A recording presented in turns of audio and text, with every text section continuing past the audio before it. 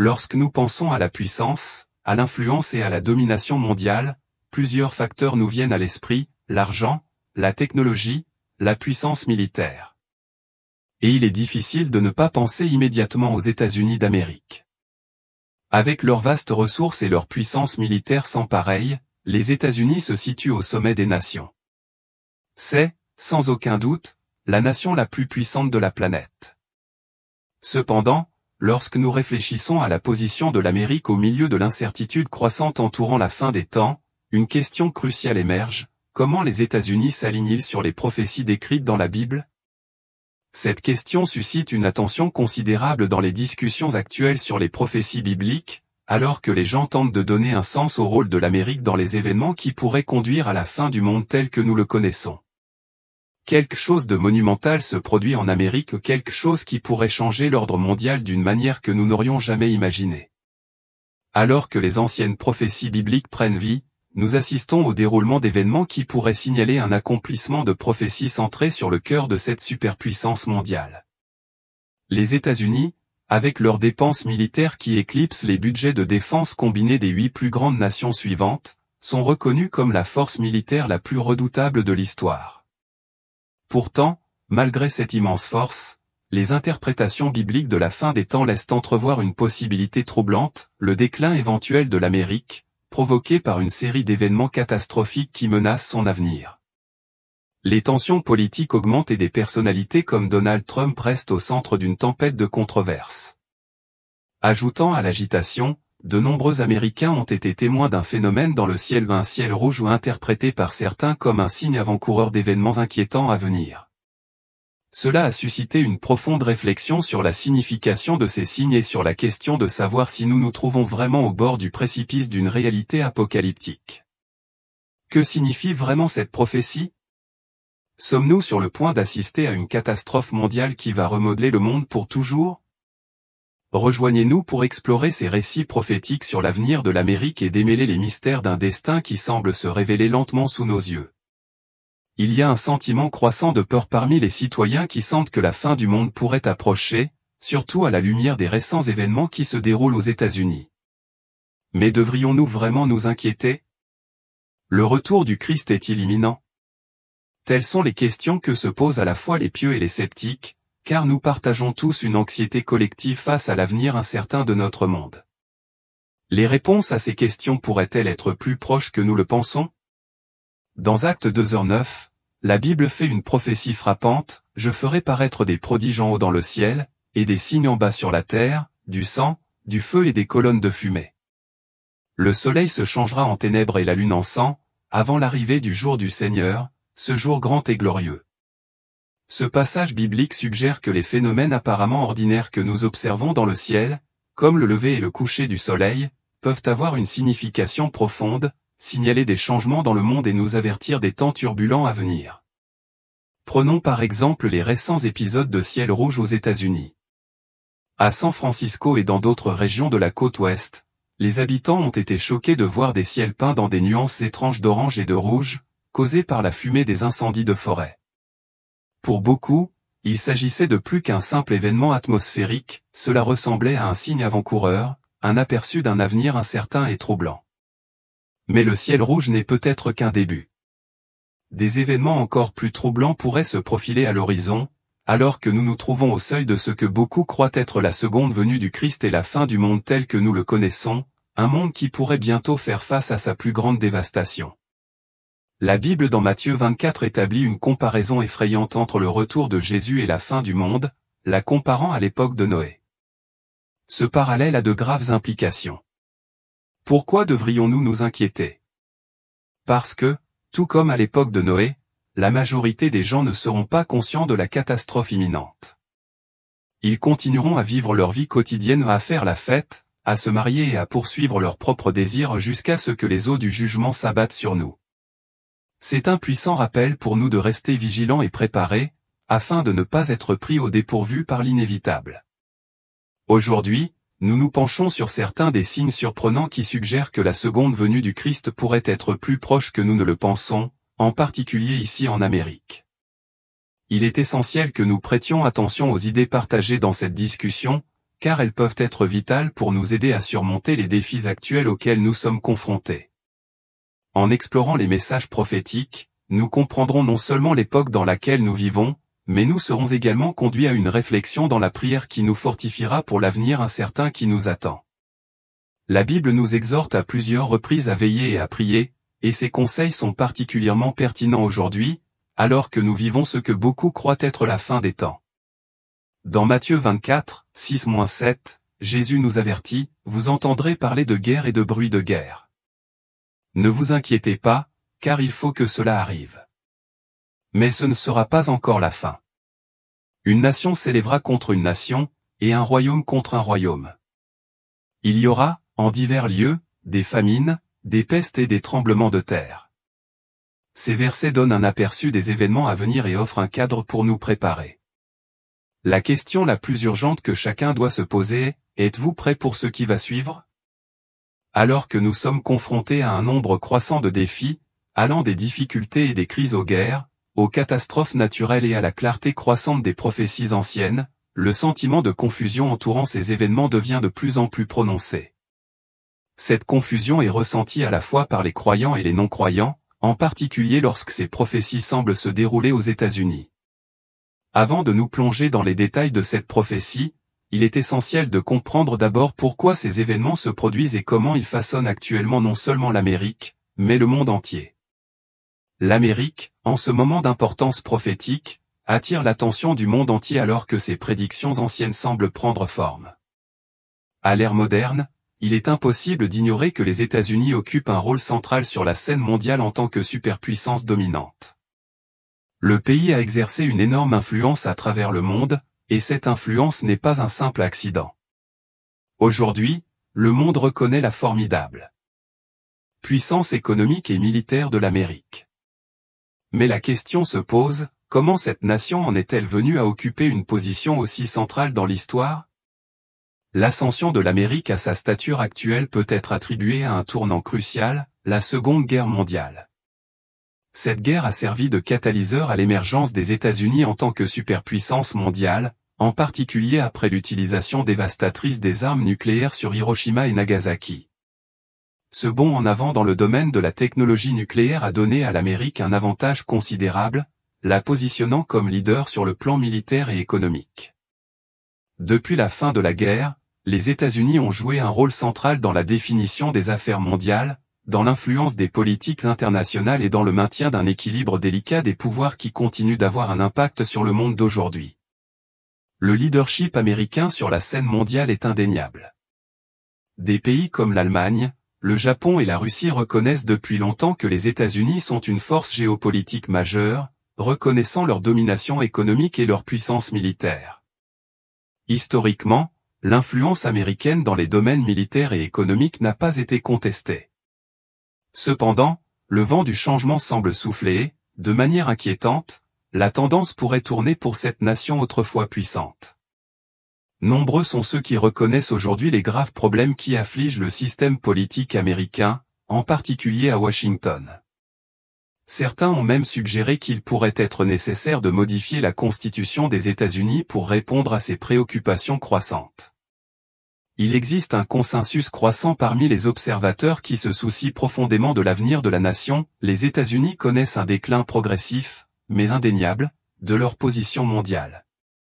Bien que ce déclin soit lent, il est à la fois indéniable et progressif, laissant de nombreux citoyens du monde choqués et incertains. Un indicateur clé de ce déclin est la crise économique actuelle à laquelle l'Amérique est confrontée. Avec une dette nationale astronomique, associée aux effets dévastateurs de l'inflation et d'autres défis économiques, les États-Unis sont en difficulté d'une manière qui a entraîné une perte de respect sur la scène internationale. Cette érosion de la puissance autrefois formidable de l'Amérique n'est pas seulement économique.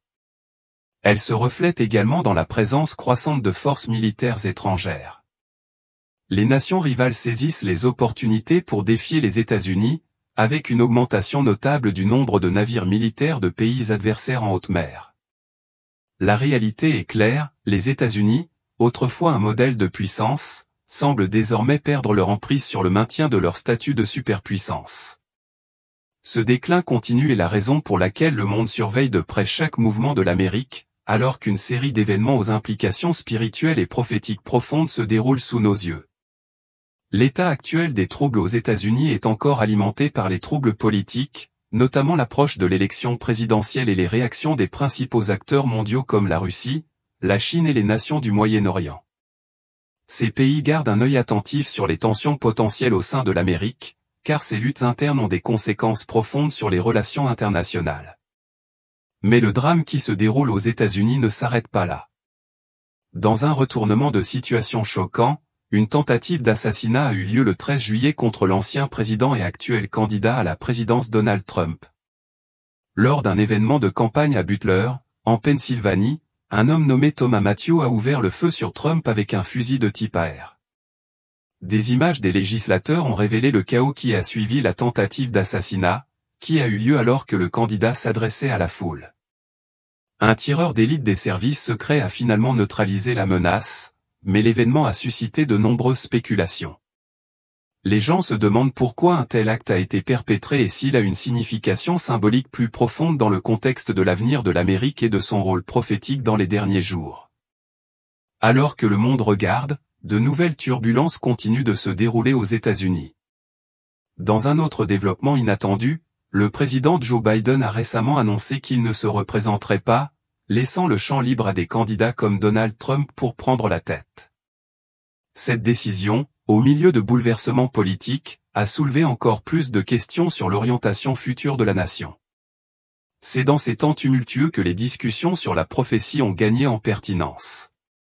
Les spécialistes de la Bible et les penseurs prophétiques établissent des liens entre les événements récents en Amérique et les prophéties bibliques, ce qui déclenche des alarmes et des discussions intenses, en particulier au sein de la communauté religieuse. Si certains sceptiques rejettent ces affirmations, on croit de plus en plus que les prophéties annoncées dans la Bible pourraient bientôt se réaliser. Il est essentiel de comprendre ces prophéties, car leur accomplissement dépend d'une série de facteurs qui pourraient déclencher des changements mondiaux importants. Les événements qui se déroulent sont profondément liés à ces prophéties, et il est essentiel d'y prêter une attention particulière. Alors, quelle est la prophétie qui se déroule en Amérique, et pourquoi suscite-t-elle tant de peur et d'incertitude? Selon les interprétations eschatologiques, cette prophétie pointe vers la chute potentielle de l'Amérique dans les derniers jours, un thème que beaucoup trouvent difficile à accepter mais qui est enraciné dans les Écritures bibliques. En examinant attentivement les Écritures, nous pouvons commencer à clarifier le sens de ces avertissements prophétiques et comprendre le rôle central que l'Amérique pourrait jouer à la fin des temps. Cette prophétie a des implications profondes pour les croyants comme pour les non-croyants, et touche le monde entier à mesure qu'il se déroule. L'étude eschatologique des prophéties bibliques contenues dans les livres de Daniel, d'Ézéchiel et de l'Apocalypse révèle des informations essentielles sur la fin des temps. L'un des éléments les plus frappants de ces prophéties est le rôle des États-Unis, ou plutôt leur absence flagrante dans le scénario de la fin des temps. Dans Daniel, chapitre 7, la prophétie de la dernière semaine est particulièrement révélatrice, elle marque les derniers jours, la montée de l'Antéchrist et la fin imminente de la terre. Si vous avez prêté attention aux nouvelles, il est difficile d'ignorer les rapports de guerre, les rumeurs de guerre, les famines, les tremblements de terre et les inquiétudes croissantes concernant l'effondrement du dollar américain.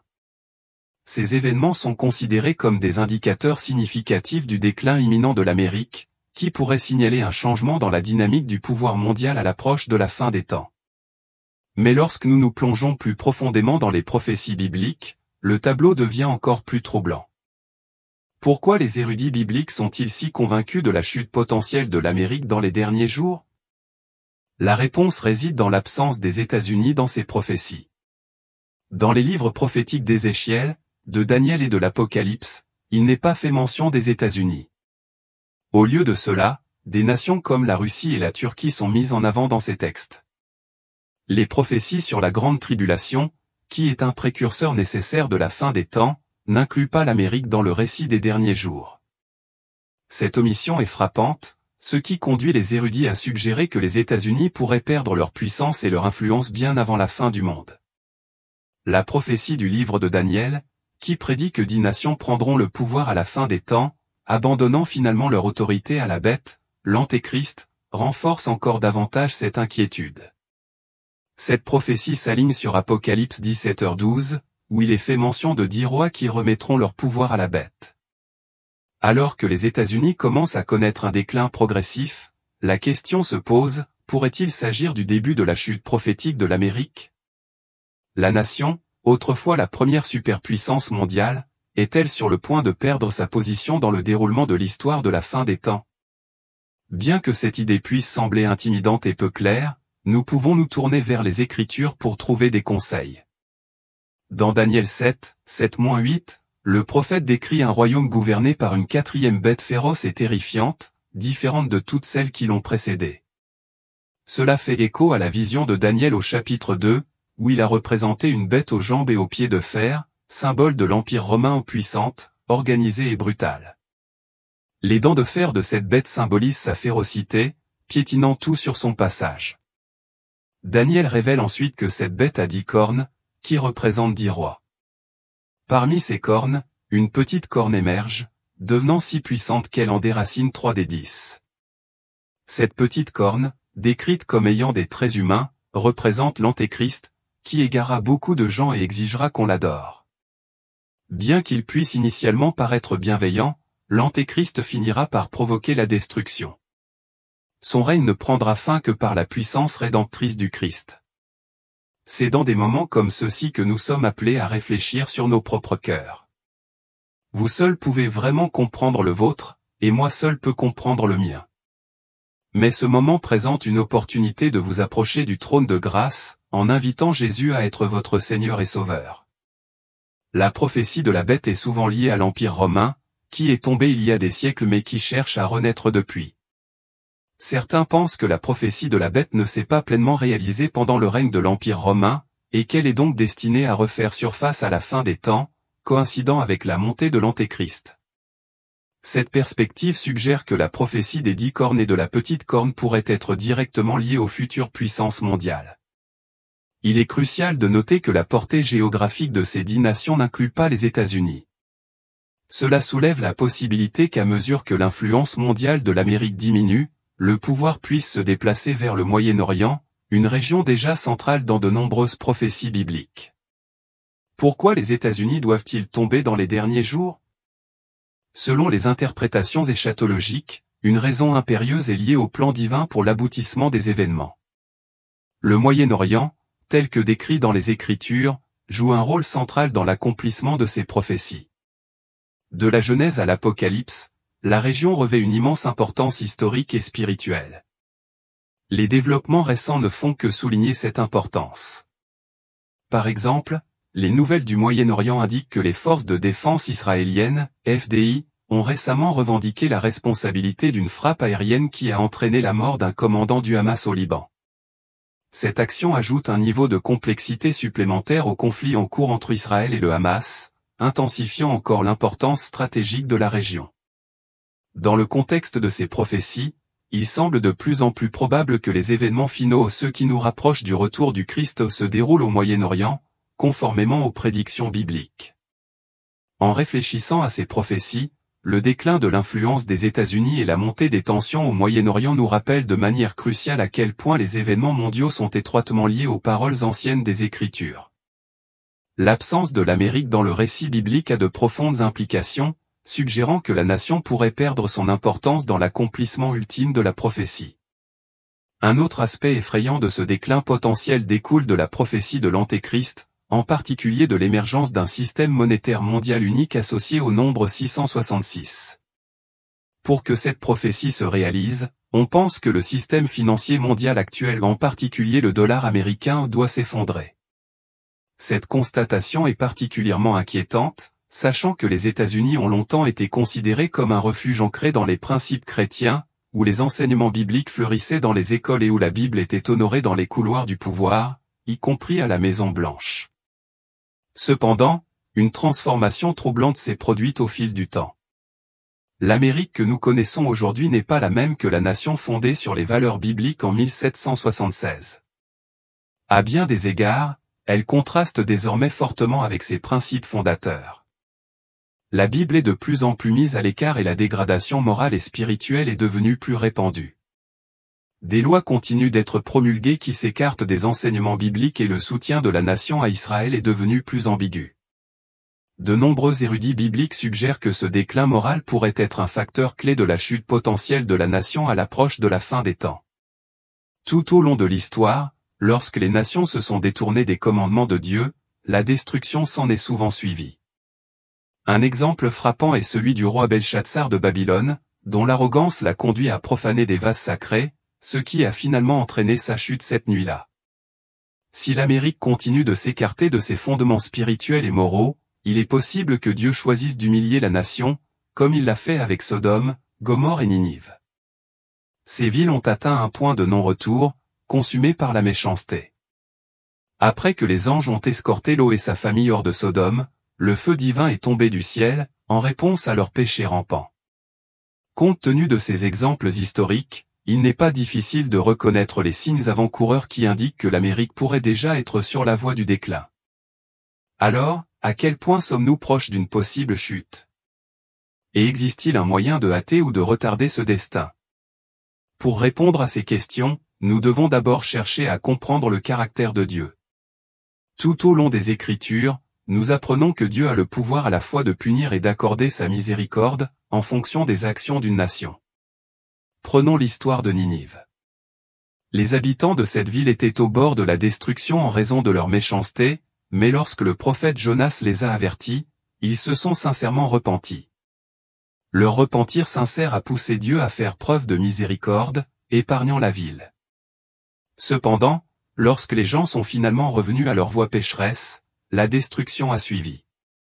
Cet exemple contient une leçon essentielle pour nous: si l'Amérique se repent sincèrement et cherche Dieu, elle peut éviter la chute prophétisée pour la fin des temps. Cela représente un moment crucial pour la prière et la direction divine, en particulier à l'approche d'une saison électorale qui pourrait avoir un impact significatif sur son avenir.